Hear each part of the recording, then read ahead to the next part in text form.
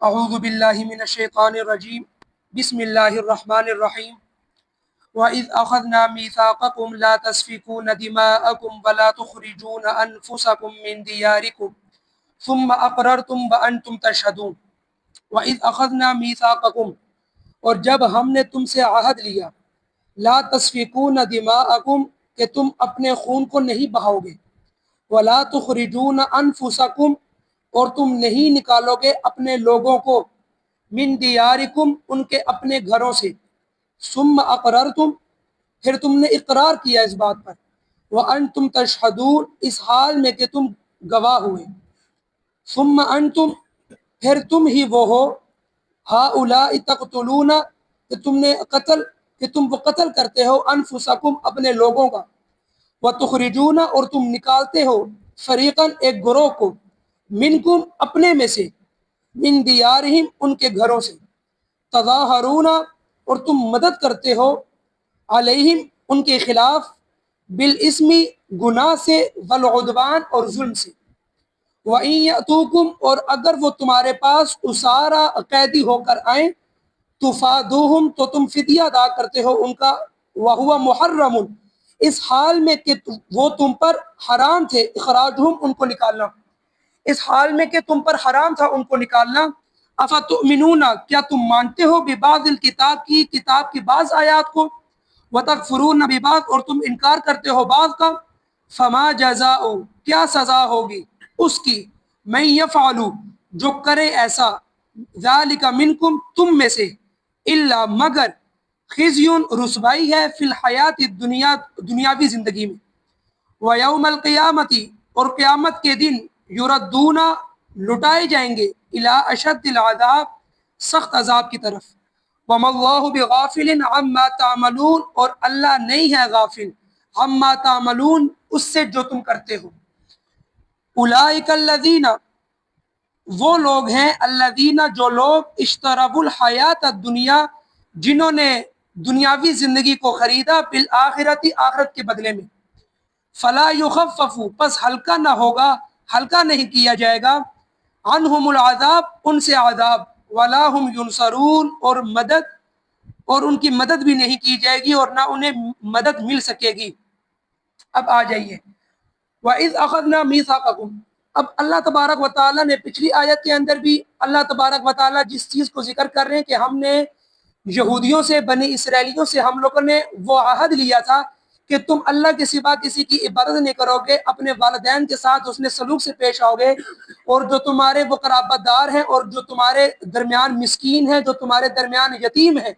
تم ان کے ساتھ بھی اچھے طریقے سے پیش آؤ گے۔ پھر فرمایا وَقُولُوا لِلنَّاسِ حُسْنًا، اور تم کہو گے لوگوں سے اچھی بات۔ پھر فرمایا وَأَقِیمُوا الصَّلَاةَ وَآتُوا الزَّکَاةَ، اور تم نماز کو بھی ادا کرو گے اور زکوٰۃ کو بھی ادا کرو گے۔ تو اللہ تبارک و تعالیٰ نے کہا کہ یہ ہم نے ان سے وعدہ لیا تھا، بنی اسرائیلیوں سے، کہ تم نے یہ کرنا ہے۔ پھر اس کے بعد اللہ نے کہا کہ پھر تم منہ موڑ لینے والے ہو، مگر تم میں سے بہت کم ایسے لوگ ہیں جو اس پر عمل کرتے ہیں، وَأَنْتُمْ مُورِدُونَ، اس حال میں کہ تم اعراض کرنے والے۔ یہ جو آخر میں اللہ نے فرمایا وَأَنْتُمْ مُورِدُونَ، یہ بڑی زبردست بات ہے۔ اگر کسی انسان کے ذہن میں یہ بات تھی کہ اگر وہ منہ موڑے تو اتفاقی طور پر شاید ان میں بعض لوگ ہوں گے جو عمل نہیں کرتے ہوں گے، لہٰذا اللہ نے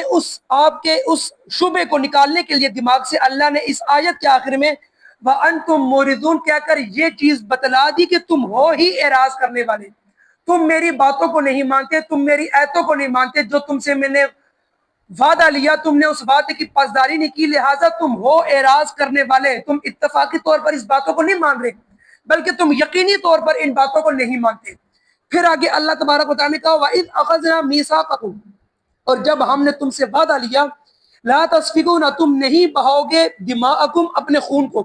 ولا تخرجون انفسکم، اور تم نہیں نکالو گے اپنے لوگوں کو، من دیارکم، ان کے گھروں سے۔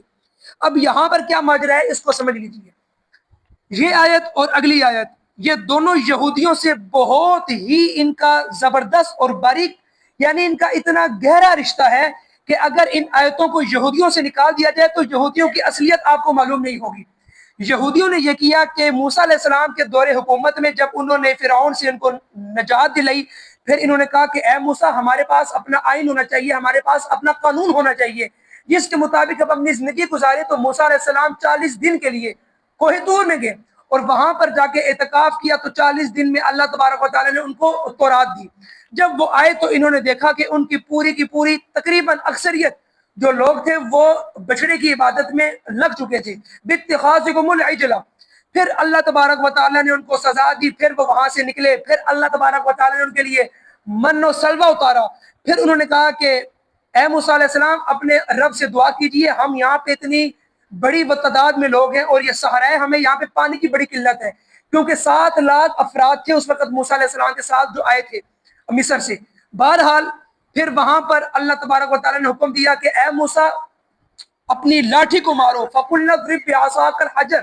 پتھر کے اوپر اپنی لاٹھی کو مارو۔ پھر اللہ تبارک و تعالیٰ نے اس لاٹھی کے ذریعے اس پتھر میں سے اللہ نے 12 چشمے جاری کر دیے ہر قبیلے کے لیے۔ بہرحال اب یہاں پر یہ ٹھیک تھے، پھر موسیٰ علیہ السلام نے کہا کہ اب تمہارا اللہ حکم دیتا ہے کہ تم جا کر جہاد کرو، اور جو تمہاری اصل زمین ہے ارض مقدس فلسطین جو تمہاری زمین ہے جہاں سے تمہارے آباء و اجداد میں یعقوب علیہ السلام آئے تھے، لہٰذا جا کر اب اس سرزمین کے اوپر اللہ کی ایک ایسی قوم آباد ہے جو کہ اللہ کے ساتھ شریک ٹھہراتی ہے، جسے قوم عمالقہ کہا جاتا ہے۔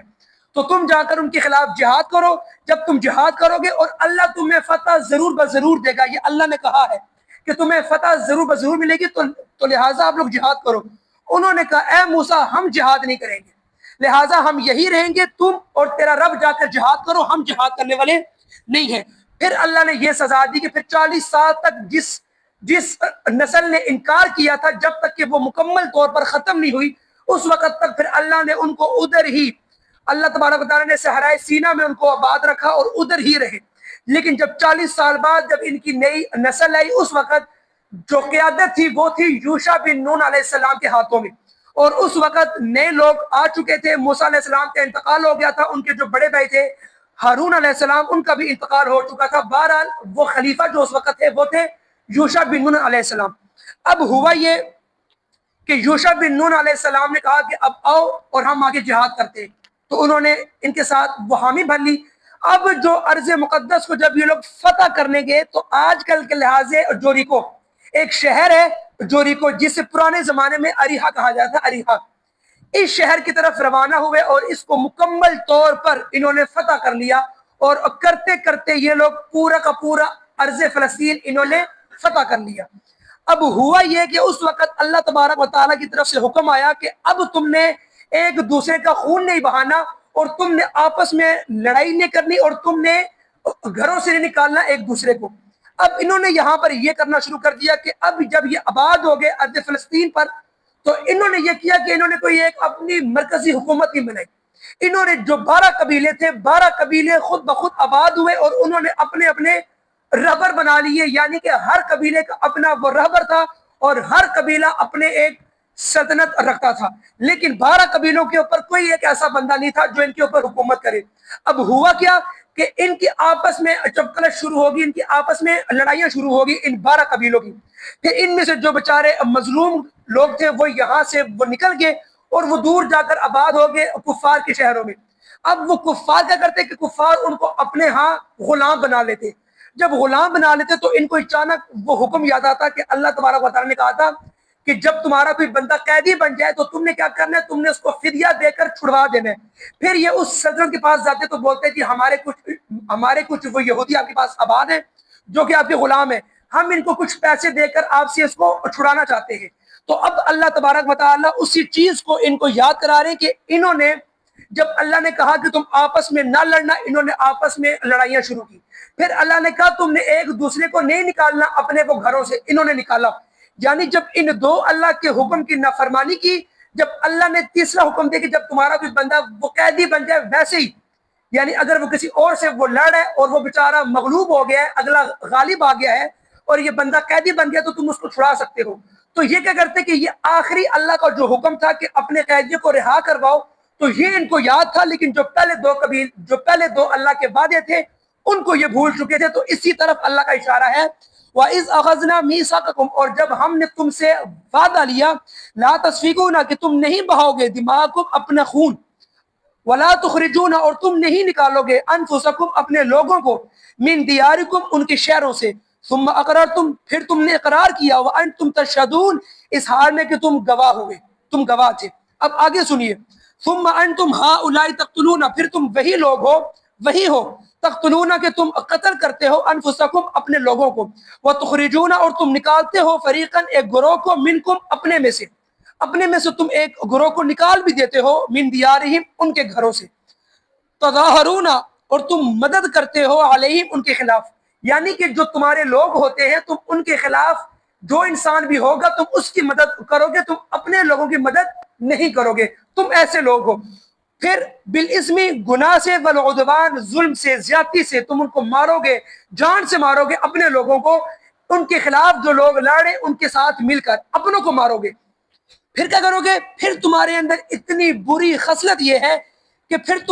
تم لوگوں کو اللہ کا آخری حکم یاد آ جاتا ہے اور وہ کیا وَإِن يَأْتُوكُمْ اور اگر وہ تمہارے پاس آئیں اسارا قیدی ہو کر تفادوہم تو تم ان کا فدیہ ادا کرتے ہو یعنی کہ جب تمہارے لوگ خلاف سے وہ لڑتے لڑتے غلام بن جاتے ہیں مغلوب ہو جاتے ہیں پھر تمہیں اچانک اللہ کا حکم یاد آ جاتا ہے ہاں اللہ نے ہمیں حکم دیا تھا کہ اگر کوئی تمہارا یہودی کسی کے ہاں قیدی بن جائے تو تم اس کو فدیہ دے کر چھڑوا سکتے ہو. پھر فرمایا وَهُوَ مُحَرَّمٌ اس حال میں کہ تم پر حرام تھا اخراجہم ان کو نکالنا تمہاری پہلی غلطی یہ تھی کہ تم نے ان کو نکالا کیوں ہے تو لہٰذا تم پر حرام تھا. افتؤمنون ببعض الکتاب یہ وہ آیت ہے کہ جو اللہ تبارک و تعالی امت مسلمہ کو بھی بتا رہے اور یہودیوں کو بھی یہ چیز بتلائی لہٰذا یہ بہت اہم ہے. افتؤمنون ببعض الکتاب کیا تم مانتے ہو ببعض الکتاب کی کتاب کے بعض حصے کو وتکفرون ببعض اور تم بعض کا انکار کرتے ہو. بہرحال اس سے جو پیچھے گزری ہے آیت یہ مکمل جو ہے 84 نمبر آیت یہاں پر ایک چیز سمجھ لی جائے کہ جو پچھلی آیت تھی اس میں تو ہم نے بیان کیا کہ جو یہودی تھے یوشع بن نون علیہ السلام کے دور حکومت میں. اب یہ جو اس آیت میں جو بات کی جا رہی ہے یہ بات کی جا رہی ہے جو مدینے میں یہودی قبیلے آباد تھے جو مدینے میں یہودی قبیلے آباد تھے ان کو غور سے سنیے. نبی کریم صلی اللہ علیہ وسلم کے جانے سے پہلے وہاں پر مدینہ میں دو بڑے قبیلے تھے اوس اور خزرج. یہ دو قبیلے تھے جو کہ مشرکین تھے لہٰذا ان کی آپس میں ہمیشہ چپکلش اور ہمیشہ آپس میں ان کی جنگ رہتی تھی حتیٰ کہ یہاں پر ایک جنگ ایسی مشہور تھی جسے کہا جاتا ہے جنگ بواس 40 سال تک اوس اور خزرج میں لڑی گئی 40 سال تک. بہرحال یہ آپس میں سخت ترین دشمن تھے. اب مدینہ میں چونکہ ان کے ارد گرد یہودی وہ قبائل تھے وہ بھی آباد تھے تو ان میں سے بعض قبیلے اوس کے دوست تھے تو بعض قبیلے خزرج کے دوست تھے. جو ان میں بنو قینقاع اور جو بنو نذیر تھا وہ دوست تھا خزرج کا اور جو ان میں بنو قریظہ تھا وہ دوست تھا اوس کا. بنو قریظہ دوست تھا اوس کا. اب ہوتا کیا کہ خزرج اور اوس کی جب آپس میں وہ لڑائی ہوتی تو ان کے جو حلیف تھے جو ان کے دوست تھے یہودی قبیلے تو فوری طور پر وہ اپنے وہ قبیلوں کا ساتھ دیتے کہ بھائی ان کا ہمارا وہ ایگریمنٹ ہوا ہے اگر ہم ساتھ نہیں دیں گے تو مخالفین کہیں گے کہ یہ بزدل ہو چکے. اب ہوتا کیا کہ اوس اور خزرج آپس میں لڑتے اور بنو نذیر اور بنو قریظہ آپس میں لڑتے. تو یہ آیت ان کے اوپر ہے کہ تم اپنے مخالف کے ساتھ مل کر اپنوں کو مارتے ہو. یعنی جو خزرج کے ساتھ جو بنو نذیر تھا یہ ملتا تھا خزرج کے ساتھ مل کر جو اوس کے ساتھ تھا قبیلہ بنو قریظہ اس کو مارتے تھے. یعنی اپنے بھائیوں کو مار رہے اپنے ہی مذہب والوں کو مار رہے ہم مذہب کو مارے صرف کس کی وجہ سے کہ ہمارا ان وہ قبیلوں کے ساتھ ایگریمنٹ ہوا ہے. لہٰذا اس طور پر ایک دوسرے کے اوپر تلواریں چلاتے اور جان سے مارتے اور جو بچ جاتے اس کو غلام بنا لیتے. پھر جب غلام بناتے تو اب ہوتا کیا کہ مثال کے طور پر اگر بنو نذیر کا کوئی شخص غلام بن گیا ہے بنو قریظہ والوں کے پاس تو بنو قریظہ والے یہ کرتے کہ یار اگرچہ یہ ہے تو بنو نذیر کا لیکن ہے تو یہودی. لہٰذا اللہ کا حکم ہمیں یاد آ گیا کہ اللہ نے ہمیں یہ حکم دیا کہ جب تمہارا کوئی یہودی کوئی وہ قیدی بن جائے تو تم فوری طور پر اس کو رہا کرو. اب یہ اتنے خبیث لوگ تھے یہ اتنے عجیب لوگ تھے کہ یہ اپنے لوگوں کا خون بہاتے اور ٹھیک ٹھاک ان کو مارتے. ان کے گھر جب ان پہ غالب آتے ان کے گھر جلا دیتے ان کو وہاں سے نکال دیتے. لیکن اگر کوئی مخالف میں کوئی بندہ ان کا وہ قیدی بن جاتا تو مخالفین میں سے جو یہودی ہوتے تو وہ کہتے ہیں کہ اگرچہ ہے تو ہمارا مخالف ہی، لیکن ہمیں اللہ کا حکم یہ ہے کہ اس کو فوری طور پر رہا کرواؤ۔ اللہ کو یہ ان کی عادت بہت ہی بری لگتی تھی کہ تم اپنے لوگوں کا خون کیوں بہاتے ہو، تو اسی کے بارے میں اللہ تبارک و تعالیٰ ذکر کر رہے ہیں۔ پھر اللہ نے فرمایا افتؤمنون ببعض الکتاب، کیا تم مانتے ہو ببعض الکتاب، کتاب کے بعض حصے کو، وتکفرون ببعض، اور تم انکار کرتے ہو بعض حصے کو۔ یہ عادت اس وقت نہ چاہتے ہوئے بھی امت مسلمہ کے اندر پائی جا رہی ہے۔ امت مسلمہ کیا کرتی ہے، ہم جو مسلمان ہیں ہمارے اندر یہ اتنا بڑا عیب ہے، جو عیب ان کے اندر تھا یہی عیب ہمارے اندر ہے۔ ہم ان احکامات کے اوپر عمل کریں گے جن احکامات پر ہم لوگ آرام سے عمل کر سکتے ہیں، جن احکامات کے اوپر ہمیں تھوڑی سی وہ کوشش کرنی چاہیے ہم ان کو چھوڑ دیں گے۔ کیوں؟ یہ ہمارے لیے مشکل ہے۔ اگرچہ اللہ نے فرمایا لا یکلف اللہ نفسا الا وسعها، میں اللہ نے کسی بھی جان کے اوپر اس جان سے زیادہ بوجھ نہیں ڈالا، میں نے بوجھ ڈالا ہی نہیں ہے۔ لیکن ہم کیا کرتے ہیں کہ ہم بعض چیزوں پر ہمیں اسلام یاد آ جاتا ہے لیکن بعض چیزوں پر ہمیں اسلام یاد نہیں آتا۔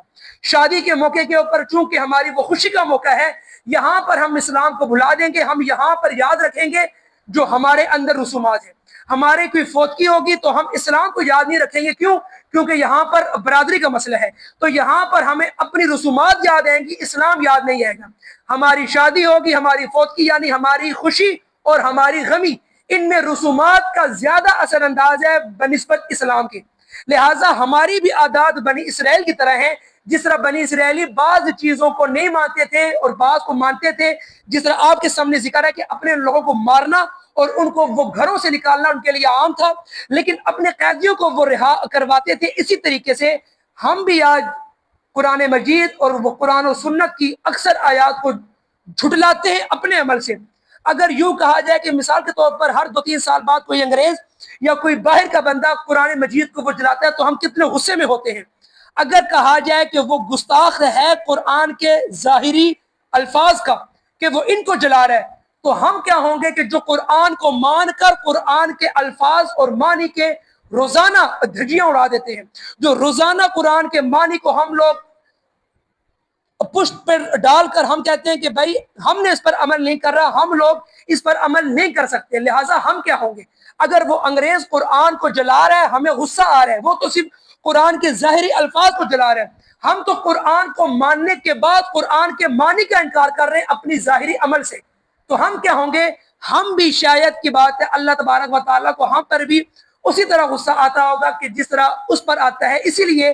ضربت علیہم الذلۃ والمسکنہ کہ اللہ نے ذلت اور محتاجی ہم پر مسلط کر دی ہے، جس طرح اللہ نے فرمایا تھا کہ یہودیوں کے اوپر ذلت اور مسکنت یعنی کہ محتاجی ان کے اوپر میں نے مسلط کر دی ہے۔ آج مسلمانوں کے اوپر بھی یہ چیزیں مسلط ہیں، کیوں؟ کیونکہ افتؤمنون ببعض الکتاب کہ ہم کتاب کے بعض حصے کے اوپر ایمان لاتے ہیں اپنے عمل سے، وتکفرون ببعض اور بعض کا انکار کرتے ہیں۔ فما جزاء پس کیا سزا ہے ان لوگوں کی جو یہ کرتے ہیں، من یفعلوا جو یہ کرتے ہیں، ذالک منکم تم میں سے، الا خزی فی الحیات الدنیا مگر رسوائی ہے دنیاوی زندگی میں، ویوم القیامت اور قیامت کے دن ان کو لٹایا جائے گا الی اشد العذاب سخت عذاب کی طرف۔ یہ تو اللہ نے بتا دیا کہ جو بعض پر عمل کرتے ہیں بعض کو چھوڑ دیتے ہیں وہ تو دنیا میں ذلیل اور خوار ہو کر رہیں گے، یہ بات تو پکی ہے۔ پھر فرمایا اللہ نے وما اللہ بغافل، اللہ غافل نہیں ہے عما تعملون اس سے جو تم کرتے ہو، لہٰذا یہ مت سمجھو کہ اللہ ہمیں نہیں دیکھ رہا، اللہ ہمیں دیکھ رہا ہے، اللہ ہمیں جانتا ہے۔ پھر فرمایا اولئک الذین اشتروا الحیات الدنیا بالآخرہ، یہ وہ لوگ ہیں کہ جنہوں نے خریدا دنیاوی زندگی کو۔ اصل میں یہاں پر جس خرید و فروخت کی بات کی جاتی ہے کہ قرآن مجید میں پہلے بھی آیا اولئک الذین اشتروا الضلالۃ بالہدی کہ انہوں نے ضلالت کو خریدا ہدایت کے بدلے میں۔ یہ اکثر آتا ہے، تو ایک ہوتا ہے مشتری، ایک ہوتا ہے بائی۔ مشتری کہتے ہیں عربی زبان میں اسے کہ جو خریدتا ہے، اور جو بیچنے والا ہے اسے کہتے ہیں بائی۔ تو یہاں پر جو اللہ کہہ رہے ہیں کہ وہ خریدتے ہیں تو اس کا مطلب کیا ہے؟ تو یہاں پر خریدنے کا معنی وہ نہیں کہ کوئی چیز دے کر ہم خرید رہے ہیں، نہیں، بلکہ یہاں پر خریدنے سے مراد یہ ہے کہ جو اصل معنی ہے خریدنے کا کہ ہر انسان وہی چیز خریدتا ہے جو اس کو مطلوب ہوتی ہے، جو اس کو اچھی لگتی ہے۔ مطلوب اور مقصود چیز کو ہر انسان خریدتا ہے۔ اسی انداز میں یہاں پر دنیاوی زندگی کو خریدا گیا ہے اس بات پر کہ ہمیں یہی چیز مطلوب ہے، ہمیں یہی دنیاوی زندگی عزیز ہے بالآخرہ آخرت کے بدلے میں، کیونکہ وہی انسان دنیا کے اندر عذاب، دنیا کے اندر گناہوں کے اندر مبتلا ہوگا، جس کو آخرت کی فکر نہیں ہوگی۔ اللہ نے اسی لیے کہا کہ یہ لوگ دنیاوی زندگی کو خرید لیتے ہیں آخرت کے بدلے میں۔ اب اللہ نے کیا فرمایا ان کے بارے میں؟ فلا یخفف، پس اللہ ہلکا نہیں کرے گا عنہم العذاب، ان سے عذاب۔ یہ مت سوچنا کہ تم نے آرام سکون سے زندگی گزار لی تو تمہیں بڑی آسائش اور بڑی تمہیں اچھی زندگی ملے گی آخرت میں۔ اللہ نے فرمایا فلا یخفف، ہلکا نہیں ہوگا عنہم العذاب، تم میں سے عذاب۔ یعنی یہ بات تو پکی ثابت ہوگی کہ عذاب تو ہر حال میں دیا جائے گا۔ پھر اللہ نے کہا تم میں سے ہلکا، تم سے عذاب کو ہلکا نہیں کیا جائے گا، ولا ہم ینصرون، اور نہ اس دن تمہیں مدد ملے گی، نہ تمہاری مدد کی جائے گی، نہ ان لوگوں کی مدد کی جائے گی جو اپنی زندگی ایسے گزاریں گے اس دنیا میں۔ بہرحال اللہ تبارک و تعالیٰ سے دعا ہے کہ اللہ تبارک و تعالیٰ ہمیں ان آیات کو سمجھنے کی توفیق دے، اور جس طرح بنی اسرائیلیوں نے اللہ کے وعدے کو توڑ کر اپنی منمانی کے مطابق زندگی گزاری، اللہ ہمیں ایسی زندگی گزارنے کی توفیق نہ دے، بلکہ اللہ ہمیں اپنے احکامات کے اوپر زندگی گزارنے کی توفیق دے، اور اس کے بتائے ہوئے راستے پر اور اس کے پیارے حبیب کے بتائے ہوئے راستے پر ہمیں چلنے کی توفیق دے۔